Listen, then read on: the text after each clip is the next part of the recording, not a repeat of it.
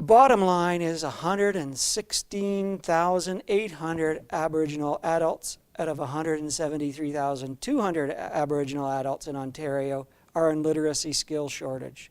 So that's a very high percentage, about 61% on average. And so there is a massive problem. That's the bad news. The good news is that we've done work to identify the nature of those literacy problems.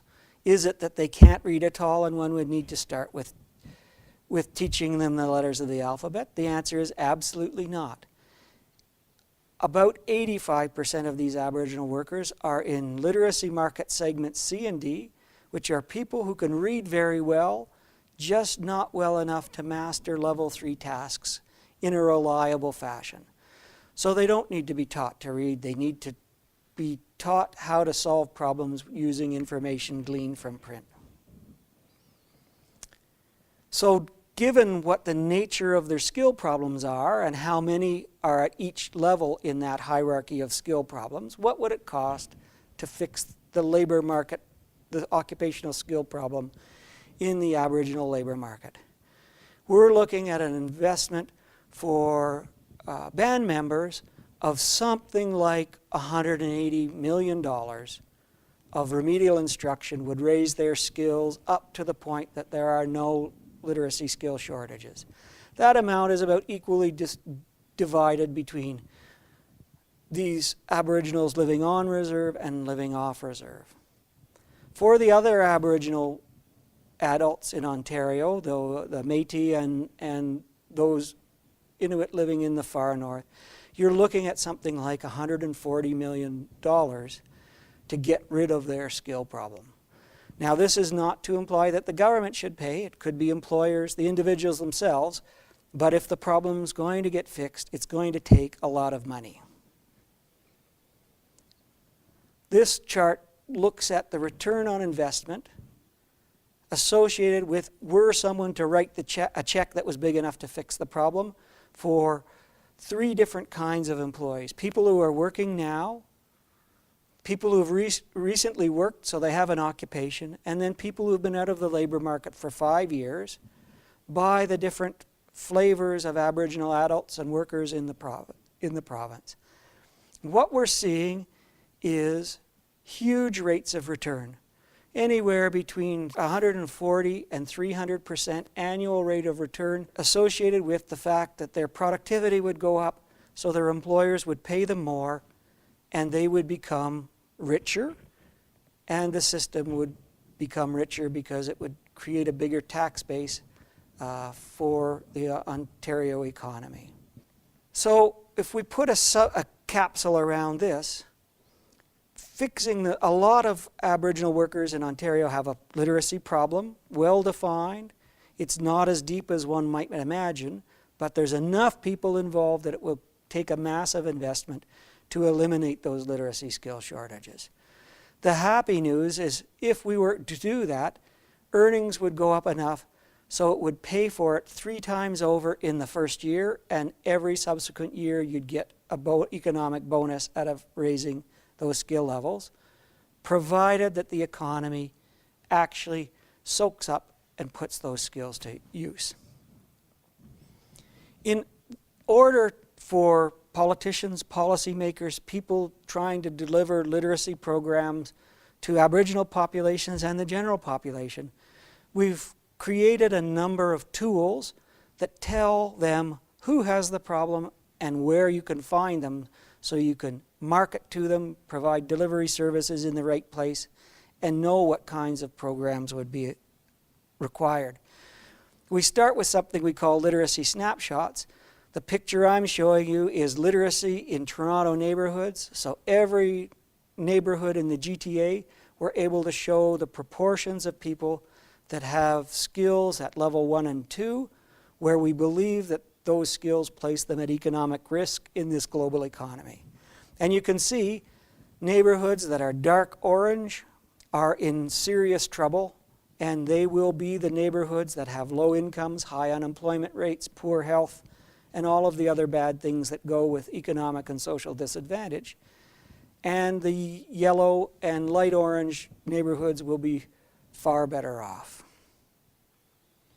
We've also produced a set of report cards for every community in the country of a size that's sufficient to talk about. And the one I'm showing you is for the City of Toronto. It shows that the demand for literacy is very high in Toronto.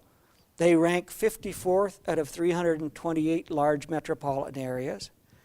They have an enormous supply of literacy skill. Their average literacy skill falls at 282, which on our 500-point scale is above the 275 threshold that defines level 3. So they're in the right zone. Unfortunately, of that supply, that huge economic potential, they're only using 67%.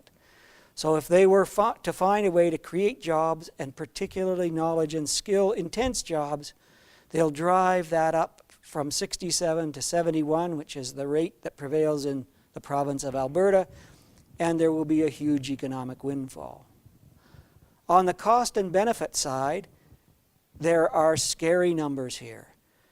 To eliminate the literacy skill shortages just in the GTA, you're talking about a $3 billion investment, roughly $1,700 per learner. The good news is that that investment, were someone to make it, would, for the first year and every subsequent year, increase earnings by $11 billion. And that would mean $7,500 more dollars in every adult worker's pocket. And you don't have to know very much about what the average Canadian earns to know that $7,500 is a lot of money.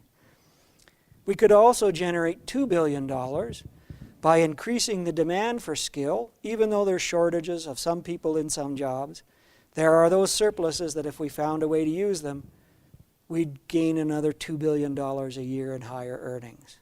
So the calculus of literacy is that it really matters. There are costs, investments to be made, but huge economic benefits to be reaped were we clever enough to solve the problem. This is a second neighborhood chart. It's for Kitchener, one of Canada's high-tech capitals. And you see here that it ranges everywhere from dark orange to green. And those green neighborhoods are absolutely advantaged. Those are highly, highly skilled people who have high literacy levels. And you can imagine where advantage and disadvantage are going to be concentrated. If you are a literacy program or a public policy maker, you put your services and your money in those dark orange areas.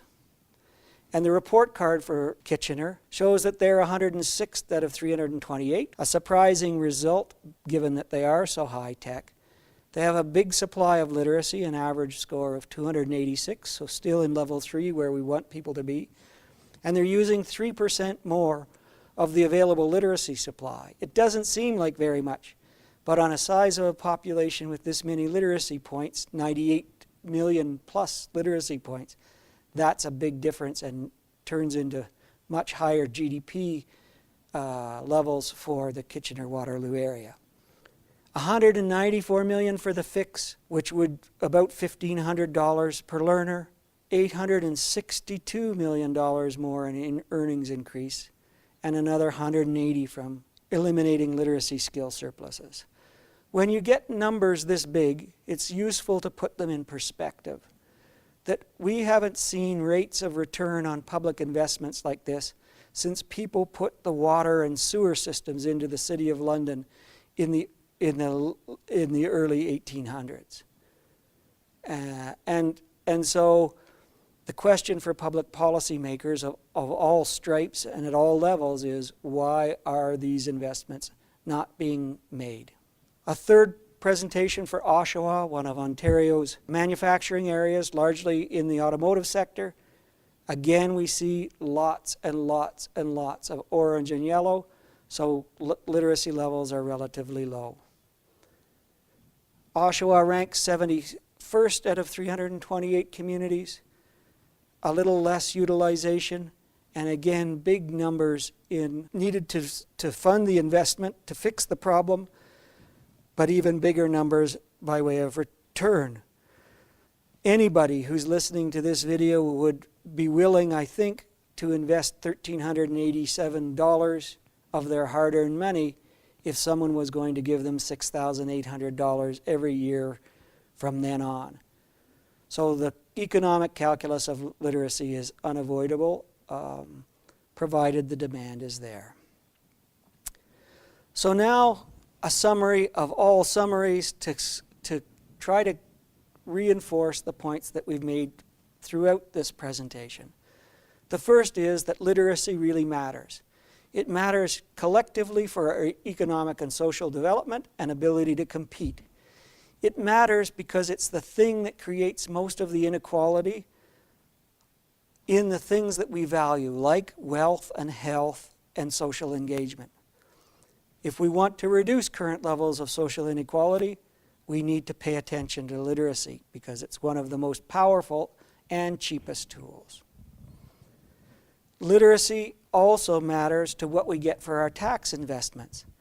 A literate or more literate population would reduce the cost of delivering education, health, social services, and justice services to the Canadian public, and we would all win by that.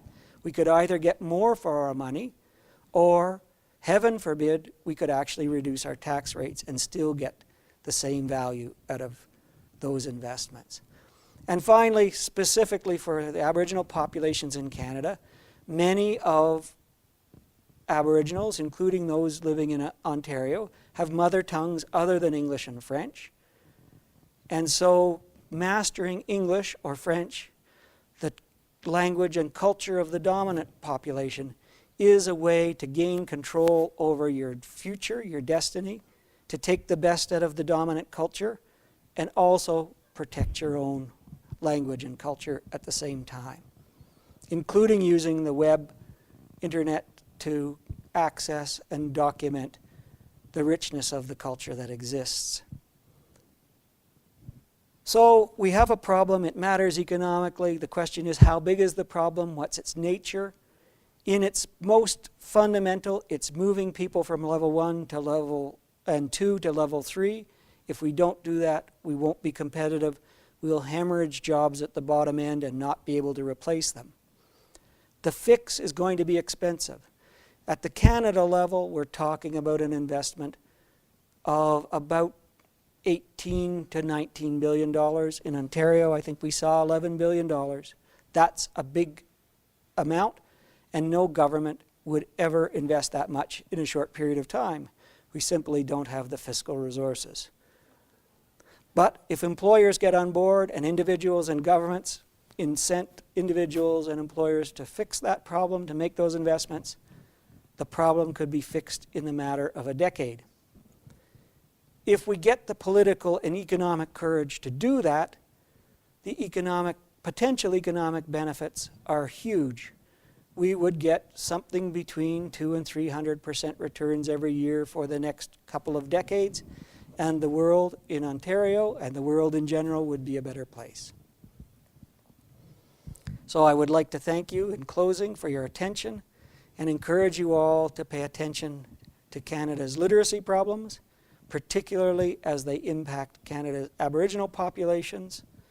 In the absence of dealing with this skill-based inequality and lack of labor market success, it will be easy for people to attribute the relative disadvantage experienced by our Aboriginal populations as discrimination and bias, when in fact it's something simple to fix with something as simple and easy as a literacy class. So thank you.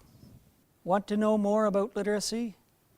Go to any of the following websites shown on the screen: the website for Data Angel, the website for Statistics Canada, the website for Bow Valley College, or the website for the Canadian Council on Learning. You'll find out about how important literacy is to Canada's future economic competitiveness and our collective well-being. Thank you.